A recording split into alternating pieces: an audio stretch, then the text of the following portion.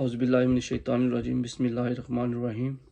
وتعز من تشاء وتذل من تشاء بیدک الخیر انک علی کل شیء قدیر الحمدللہ رب العالمین والعاقبۃ للمتقین والصلاۃ والسلام علی خاتم النبیین۔ میرے حاضرین و ناظرین، آپ سب کو السلام علیکم۔ میری جتنی بھی پچھلی ویڈیوز تھی ان کو جن لوگوں نے واچ کیا اور جن لوگوں نے اپنے کمنٹس دیے، اپنے کمپلیمنٹس دیے، میں ان کا بے حد مشکور ہوں۔ آج کی اس ولاگ میں میں آپ کے ساتھ الیکشن 2024 کے بعد کی جو پاکستان کے اندر ہیجانی کیفیت ہے اس حوالے سے چند باتیں آپ کے سامنے رکھوں گا۔ تو الیکشن کے بعد جو ہیجانی کیفیت ہے، جس طرح پورے ایک ملک میں ایک مایوسی پھیلی ہوئی ہے، آپ سب کو تو پتہ ہی ہے، لیکن اس کے بعد جو تازی ڈیولپمنٹس ہیں کچھ ان پہ بھی بات کروں گا آپ سے ضرور انشاءاللہ۔ تو جو سب سے پہلا میرا پوائنٹ ہے وہ یہ ہے کہ حکومت اور اس حکومت سازی کا جو عمل شروع ہو چکا ہے، جس طرح سے ایک دو کم سیٹوں والی جماعتیں مل کے، اور جس طرح پی ٹی آئی کو سب سے زیادہ اکثریت ملی ہے، اور جو متوقع ان کی اکثریت تھی وہ تو اس سے بھی زیادہ تھی، لیکن جس طرح سے الیکشن کو چرایا گیا ہے، مینڈیٹ کو چرا کے تو دوسری پارٹیز کے پلڑے میں ڈالا گیا ہے، اور ان کی اتحادی الائز جو گورنمنٹ ہے وہ بنانے کی کوشش کی جا رہی ہے۔ تو اس تمام تر عمل میں جو اب تک باقی پارٹیوں کا کردار ہے، جس طرح جمعیت علماء اسلام سامنے آئی ہے ایک دو دن پہلے، اس کے امیر مولانا فضل الرحمان صاحب، انہوں نے اپنی بہت سے ماضی کی جو تلخ حقائق ہیں ان سے پردہ چاک کیا ہے۔ سب سے پہلے انہوں نے پریس کانفرنس کی اور الیکشن میں دھاندلی کا الزام لگایا، اور ان الیکشنز کو انہوں نے مسترد کر دیا ٹوٹلی۔ دوسرا، انہوں نے یہ الزام لگایا ہے کہ جو تحریک عدم اعتماد تھی، ووٹ آف نو کانفیڈنس کی موومنٹ جو کہ 2022 میں اس وقت کے منتخب وزیر اعظم عمران خان کے خلاف لائی گئی تھی، اس میں کون کون سہولت کار تھے اور کس کے کہنے پہ وہ لائی گئی تھی، اور کون اس میں کس کا کیا جو تھا وہ پارٹ تھا، رول تھا، اور کس کا کیا نہیں تھا، اس حوالے سے بھی۔ اور ایک بات تو طے ہو گئی ہے کہ جس طرح عمران خان نے کے الزامات تھے کہ باجوہ آرمی نے اور ان پارٹیوں نے مل کے امریکہ کے کہنے پہ یہ سب کچھ کیا ہے، اس میں سے بہت ساری چیزیں جو ہیں وہ تو عیاں ہو چکی ہے۔ سائفر والا معاملہ، جس طرح اس پہ سزا دی گئی ہے، جس طرح اس کو ٹرائل ہوا ہے، اور جس طرح اس سائفر کو کی گمشدگی کا الزام لگایا گیا ہے عمران خان پہ، ایک بات سے یہ چیز تو ثابت ہو چکی تھی کہ سائفر جو ہے تھا وہ پاکستانی جو فارن جو ہماری ایمبیسی ہے وہاں پہ اس کو وہ سرو کیا گیا تھا، امریکن امبیسڈر ان کی جو فارن تھے سیکٹری، ان کی طرف سے ڈونلڈ بلو جو تھے ان کی طرف سے، ڈونلڈ لو کی طرف سے وہ چیز جو سامنے آئی تھی وہ تو ایک محض مہر ثابت ہو چکی ہے عمران خان کے اس موقف کی اب۔ لیکن جب دوسری تھی کہ عمران خان نے یار آرمی پہ اور ایجنسیز پہ اپنی پہ اور پی ڈی ایم پہ جو الزام لگایا تھا، وہ اب ثابت ہوئی ہے مولانا فضل الرحمان کے بیان کے بعد۔ مولانا صاحب کے بقول کہ وہ تو تحریک عدم اعتماد لانے کے حق میں نہیں تھے، مگر پیپلز پارٹی اس تمام سچویشن کو ڈرائیو کر رہی تھی اس ٹائم، ڈرائیونگ سیٹ پہ P T I Peoples Party تھی، تو انہوں نے یہ سارا ملبہ ان پہ ڈالا ہے۔ اور پھر باجوہ اور جو اس وقت کے چیف آئی ایس آئی کے جو ہیڈ تھے، جو کہ ان کے بقول لیکن اس ٹائم وہ نہیں تھے، جنرل فیض حمید صاحب، اور اس چیز کا آج انہوں نے ایک انٹرویو میں اظہار بھی کیا ہے کہ وہ ان سے غلطی سے نکل گیا وہ نام، کیونکہ وہ تو اس ٹائم آئی ایس آئی کے ہیڈ نہیں تھے، وہ تو اس سے چند ماہ پہلے، 5-6 مہینے پہلے بلکہ وہ اس سے وہ اس عہدے سے فارغ ہو کے تو وہ کور کمانڈر پشاور تھے اس ٹائم۔ تو اس ٹائم شاید اس وقت کے شاید chief I S I involve تھے، جن کا وہ شاید نام نہ ہی لینا چاہتے ہوں گے، یا ان کو کوئی تھریٹ ہوگی، یا وہ ان کے منہ سے نکل نہیں رہا ہوگا، یا کچھ بھی آپ کہہ سکتے ہیں اس معاملے میں، لیکن اس کا نام انہوں نے بہرحال نہیں لیا۔ اب باقی جس طرح سے اب جمعیت کا پی ٹی آئی کے ساتھ بھی تھوڑا سا رابطہ ہوا ہے، پی ٹی آئی اور ان کی لیڈرشپ کے درمیان، پی ٹی آئی کے وفد ان کے پاس کیا ملنے کے لیے، اور اپنے کچھ ان سے جو ہے انہوں نے شیئرنگ کی اپنے کچھ کیا، جس طرح انتخابات کے حوالے سے ایک جو جمہوری عمل ہے پاکستان کے اندر، جماعتوں کا ملنا جلنا اور مختلف جو ہوتی ہیں کیا کہتے ہیں ایجنڈاز، ان پہ ایک ہو جانا۔ لیکن بہرحال اس بات پہ انہوں نے اتفاق کیا ہے کہ جو الیکشن ہوئے ہیں حالیہ، یہ ریگڈ الیکشن تھے، اور ان الیکشن میں مینڈیٹ کو جو ہے ٹوٹلی چرایا گیا ہے۔ باقی جو اس حوالے سے ڈیولپمنٹ ہوئی ہے وہ ایک جو جی ڈی اے تھی، گرینڈ ڈیموکریٹک الائنس سندھ کی جو ایک سیکنڈ سمجھی جانے والی ایک سمجھ لیں پارٹی، ایک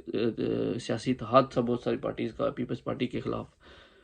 وہ سامنے آئے ہیں. انہوں نے بھی اپنے تحفظات کا اظہار کیا اور انہوں نے اس الیکشن کو سراسر دھاندلی زدہ الیکشن قرار دیا ہے، اور انہوں نے اس تمام تر جو دھاندلی تھی اس کا قصوروار صرف 2 چیزوں کو ٹھہرایا، ایک ہمارے الیکشن کمیشنر کو، اور دوسرا انہوں نے اس کا تمام تر ذمہ دار جو ہے ان کے مطابق یہ جتنی بھی سہولت کاری اور جو معاملات کیے گئے ہیں یہ آرمی کی طرف سے کیے گئے ہیں. انہوں نے پیپلز پارٹی کو آرمی کی موسٹ فیورٹ جماعت قرار دے کے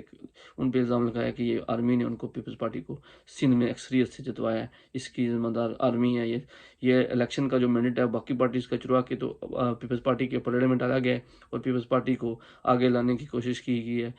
تو یہ بھی ان کا الزام کسی حد تک درست ہو سکتا ہے، کیونکہ وہ ایک سندھ کی جانی پہچانی پارٹی ہے، اندرون سندھ میں ان کا کافی ہولڈ تھا، اور جس طرح سے ان کو الیکشن میں بری طرح سے ہرایا گیا ہے وہ اس پہ کافی غم و غصے کا اظہار کر رہے ہیں. اور آج انہوں نے ایک بہت بڑا جلسہ جو ہم شروع انٹرچینج پہ کیا ہے، جس طرح وہاں پہ ایک کراؤڈ ہے آپ دیکھ سکتے ہیں. وہ تو ایک چلو جی ڈی اے کا تمام اتحاد اکٹھا تھا، لیکن جس طرح کا وہ ایک جلسہ کیا ہے انہوں نے، ایک احتجاجی تحریک کا پہلا جو انہوں نے کیا ہے، آپ اس کو کہہ سکتے ہیں کہ ایک سمجھ لیں کہ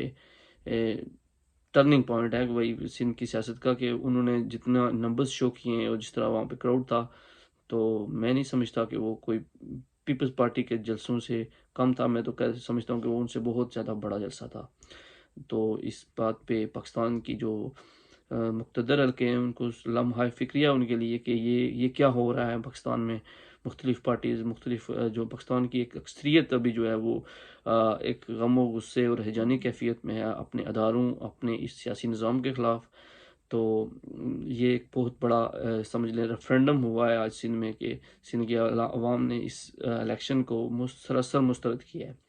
اس کے بعد جو ڈیولپمنٹ تیسری ہوئی ہے وہ پی ٹی آئی اور ان کی ہوئی ہے جماعت اسلامی بھی قریب ہوئے ہیں، اور انہوں نے الیکشن کے حوالے سے اپنی جو تحفظات ہے پارٹیز نے مل کے ان پہ بات کی ہے، اور کچھ چیزوں پہ اتفاق کر کے آگے بڑھنے کا انہوں نے پلان بنایا ہے. اسی طرح تحریک لبیک نے بھی پی ٹی آئی کے ساتھ ہاتھ ملائے ہیں، اور انہوں نے بھی اس الیکشن کے اوپر جو ہے وہ ان کے ساتھ جو انفارمیشن تھی ان کے پاس، جو ان کے پاس پروفس ہیں کچھ حلقوں سے، وہ بھی انہوں نے شیئرنگ کے لیے پی ٹی آئی کے ساتھ ہاتھ ملا لیے. تو اور احتجاجی تحریک میں بھی انہوں نے آگے بڑھنے کا فیصلہ کر لیا ہے. اس کے بعد جو پاکستان کی ہماری جو انٹرنیشنل جو پریشر تھا، آپ کو پتہ ہے اس طرح امریکہ باقی ملکوں میں، آج پی ٹی آئی نے ایک انٹرنیشنل میڈیا کو ایک پلیٹ فارم مہیا کیا، اور اس پہ ان کو ایک پریس کانفرنس کی صورت میں انہوں نے اپنے تمام تر ان حلقوں کے لوگ جو الیکشن میں ہار گئے ہیں، جن کو ہرایا گیا ہے دھاندلی کے ذریعے، ان کو وتھ پروف، یعنی کہ انہوں نے فارم 45 جو ہے وہ کمپائل کیے ہیں حلقہ وائز، اور انہوں نے آج وہ انٹرنیشنل میڈیا کے سامنے وہ دستاویزی شکل میں ان کے سامنے رکھے ہیں کہ ان حلقوں میں ہمارے ووٹ اس طرح سے پڑے ہیں، ہر پولنگ سے ہمیں کتنا ووٹ ملا ہے، اور وہ کمپائل کر کے رزلٹس بھی ان کو دکھائیں کہ اس طرح سے ہمارے ساتھ دھاندلی کی ہے. اور ان کے ساتھ وہ شیئرنگ بھی کی ہے، جو ڈیٹا شیئرنگ تھی وہ بھی کی ہے کہ آپ یہ اپنے طور پہ بھی اس کی جانچ پڑتال کر سکتے ہیں. تو یہ بھی ایک بہت مثبت پہلو ہوا ہے پاکستان میں جو ہے اس وقت جو الیکشن میں جو یہ بات تھی وہ صرف الزامات تک نہیں ہے پی ٹی آئی کے پاس، اس کے بعد ضابطہ طور پہ ثبوت بھی موجود ہیں، اور جو ثبوت کچھ حلقوں کے نہیں تھے تو وہ بھی کچھ چند دنوں تک وہ ان کے پاس آ جائیں گے، تو اس کا بھی ہو جائے گا. لیکن فی الحال انہوں نے 75 جو کانسٹیچوئنسیز تھی وہ نیشنل اسمبلی کی، ان کو کھول کے تو آج سامنے رکھا ہے ان کے، اور انہوں نے اس پہ کھل کے بات بھی کی ہے. تو جو اب آخری جو بات میں کرنے جا رہا ہوں وہ الیکشن کے حوالے سے، جو پچھلا الیکشن ہے اس کے حوالے سے، اب جو فوج اور ہماری ایجنسیوں کا رول ہے وہ تو کسی سے ڈھکا چھپا نہیں ہے، اور جس طرح سے وہ ایکسپوز ہوا ہے، بیسیکلی میں اس بات کو اس چیز پہ کنکلوڈ کرنا چاہوں گا کہ جو بھی ان الیکشنوں میں یا ان الیکشنوں سے پہلے کیا گیا ہے، مطلب 2-3 سالوں میں 2022 کے بعد، اس سے پہلے بھی ہم سنتے دیکھتے رہے، لیکن جو یہ پکچر ہم نے دیکھی ہے یہ ہم نے اپنی آنکھوں سے بہت قریب سے دیکھی ہے. جو آج کا نوجوان ہے اس نے اور جو پہلے کے لوگ جو بوڑھے لوگ ہیں ایون انہوں نے بھی اس طرح اپنے زندگی میں اس نے کلوز سے پکچر نہیں دیکھی تھی، سنا تھا پڑھا تھا لیکن دیکھا نہیں تھا کیا ہوا کیا نہیں ہو رہا۔ ماسوائے بنگلہ دیش کے لوگوں کے یا پاکستان کے فاٹا یا بلوچستان کے لوگوں کے باقی لوگوں کے آنکھوں کے اوپر ایک پٹی تھی جو اب اتر چکی ہے، جس کا مظاہرہ جس کا سب سے بڑا ثبوت یہ حالیہ الیکشن ہے، جس طرح لوگوں نے ایک روندی ہوئی پارٹی کو، جس پارٹی کو کرش کر دیا گیا ہے کمپلیٹلی، جس پارٹی کے نشان ان سے لے لیا گیا ہے، جس پارٹی کے لیڈروں کو فرنٹ لائن اور سیکنڈ لائن کی لیڈرشپ کو جیلوں میں ڈالا گیا ہے، بگایا گیا ہے۔ الیکشن جو آفیسز تھے ان کے وہاں پہ ان کے کاغذات نامینیشن کے دیے جب وہ پیش ہوئے تو ان کے کاغذات لے چھین کے بھاگ گئے لوگ، نامعلوم افراد انڈر کور لوگ بھیجے گئے ہیں پاکستانی خفیہ اداروں کے، اور انہوں نے وہ کاغذات ان سے چھینے ہیں، بھاگے ہیں، ان کو پکڑا ہے، ان کو ڈالوں میں ڈالا ہے، ان کو گاڑیوں میں ڈال کے لے گئے ہیں، مطلب اغوا کیا ہے،